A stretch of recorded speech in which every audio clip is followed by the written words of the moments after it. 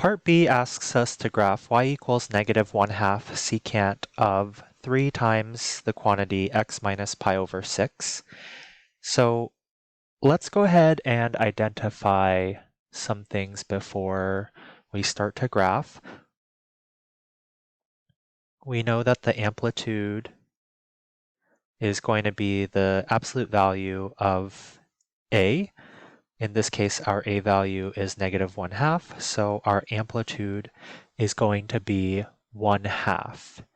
Our period is going to be 2 pi over k, where in this scenario, our k value is 3. So period is equal to 2 pi over 3. And then our phase shift, in this case, is our b value.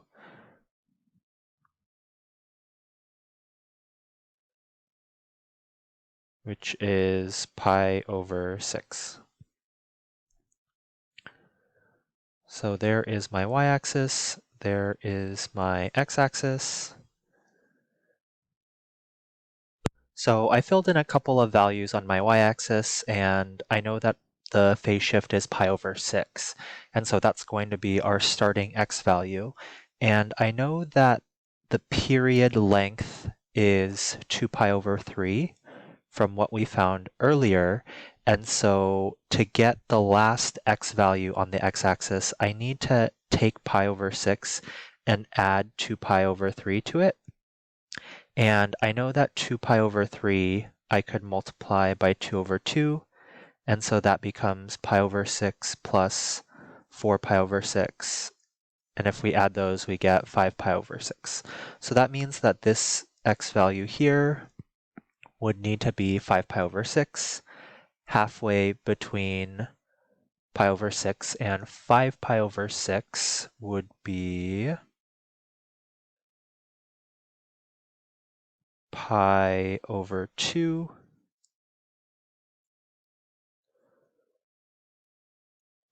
Halfway between pi over 6 and pi over 2 would be pi over 3. And then halfway between 5 pi over 6 and pi over 2 is going to be 2 pi over 3. Okay, so we have those values down. I know that because our a value is negative, we need to reflect over the x-axis. And remember, the function that we're graphing here is secant, and so that is the reciprocal function of cosine. So we want to start off by sketching out the foundation of our cosine graph. So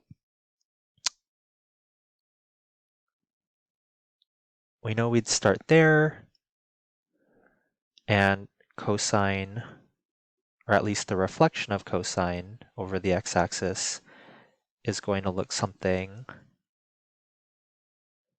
like that.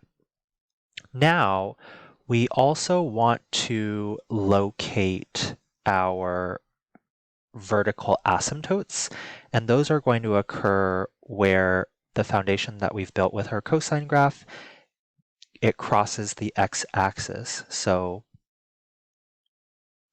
that's going to be at pi over 3 here, and then 2 pi over 3 as well. And now that we have all of that information, now we can go ahead and fill in our actual graph of secant. And so we start here, we know that it goes through that point, and then we start to graph the reciprocal y values. So we know that it's going to look something like that. And that is one period of this particular secant graph. And let's go ahead and talk about what our domain and range are for this function. So notice that if I followed the pattern of our vertical asymptotes, we have them here as well. And so the vertical asymptotes are happening at 0, pi over 3, 2 pi over 3, 3 pi over 3, which is just pi. And so our domain is x cannot equal integer multiples of pi over 3. So x cannot equal n times pi over 3, where n is an integer. And then our range is negative infinity to negative 1/2, bracket, union, bracket 1/2, comma, infinity, parentheses. So that concludes this example. Now we're going to talk about graphing tangent and cotangent. And it turns out these are also periodic functions. However, they have different periods than sine, cosine, secant, and cosecant. So tangent and cotangent have periods pi. Now this is important to remember because the other trig functions have a period of 2 pi. So let's go ahead and fill out this table that we have here. We know that at negative pi over 2 and pi over 2, we have undefined values when we plug in tangent because pi over 2 is here, negative pi over 2 is here. And if we think about the terminal points on the unit circle, the terminal point here is 0, 1, and the terminal point for negative pi over 2 is 0, negative 1. And remember that another way of thinking about tangent is that tangent of x is the same thing as sine of x over cosine of x. And cosine at these two values are both 0, and we can't divide by 0. So all of that is to say that at negative pi over 2, tangent is undefined. Same with pi over 2. Another really helpful way to think about the tangent value at an angle is to think about slope. So again, if we are on our unit circle, let's say we're at negative pi over 4. So this angle here is negative pi over 4. And we know that the terminal point coordinates for negative pi over 4 are root 2 over 2, comma, negative root 2 over 2. Now, if we divide the y value by the x value here, that gives us negative 1. And another way to think about tangent is it is equal to the slope of the line segment that is formed by that angle. So at negative pi over 4, the slope of that line segment is negative 1. At positive pi over 4, which is equal to 45 degrees, so you can think of it as pi over 4, or you can think of it as 45 degrees, the slope of that line segment is positive 1. And when the angle is 0, we know that it's just this flat horizontal line here, and the slope of a horizontal line or line segment is going to be 0. So I'm going to fill in the other values really quickly from what we know about the unit circle. All right, so I went ahead and I filled in the rest of the values in our table, and I plugged those into my calculator and then just rounded it to the nearest tenths place. And that's just for the purposes of graphing this, so I didn't feel the necessity to put the exact answer and just rounded my answer to the nearest tenths place. So on the graph, I've also gone ahead and put my x values that I saw in the table. Now I want to illustrate the vertical asymptotes, which are occurring at negative pi over 2 and positive pi over 2. And now I'm going to go ahead and plot some of these points. So I know that it goes through 0, 0. I know at pi over 4, my output value is 1, and negative pi over 4, my output value is negative 1. And then if you fill in the other ordered pairs, if you connect them, let's see, so negative 1.7 would be about right here.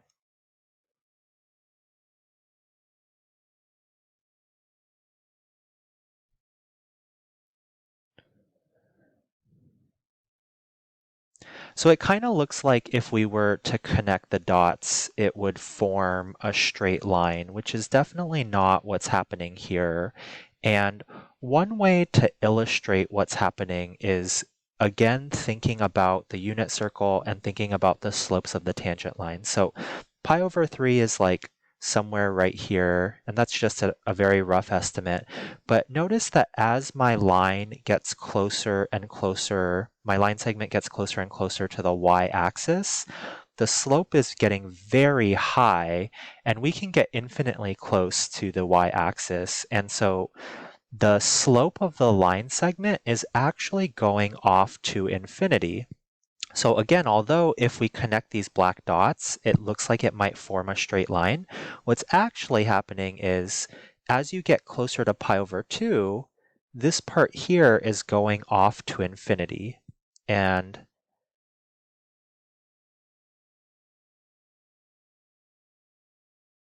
as we get closer to negative pi over 2, that's going off to negative infinity. Okay, so our graph is going to look something like that. It's a little bit curvier than I've drawn it. I've done a poor job of drawing it, but you get the general idea. And so if I drew another period, it's going to end up looking something like that and something like that. So I just feel like I did such a poor job of drawing those tangent graphs. And so I just wanted to quickly show you what they should look like on Desmos. And notice all the vertical asymptotes that are happening. And it is periodic because basically you can copy and paste the function on these different intervals and it produces the exact same graph throughout those intervals. So it's really sad to return to this and my very poorly done drawing, but this concludes this example for how we've drawn tangent by hand. I actually forgot to discuss the domain and the range of y equals tangent of x. So let's do that very quickly before we conclude this example. Now notice that we have vertical asymptotes at negative pi over 2 and pi over 2. And I told you earlier that our period was pi. And so the next vertical asymptote would require a distance of pi. So that would be 3 pi over 2 at our next vertical asymptote. So basically what we have is we have x can be any number except negative pi over 2, pi over 2, 3 pi over 2, 5 pi over 2, which are odd integer multiples of pi over 2. And so how we would write that is x cannot equal pi over 2 plus n pi, where n is an integer.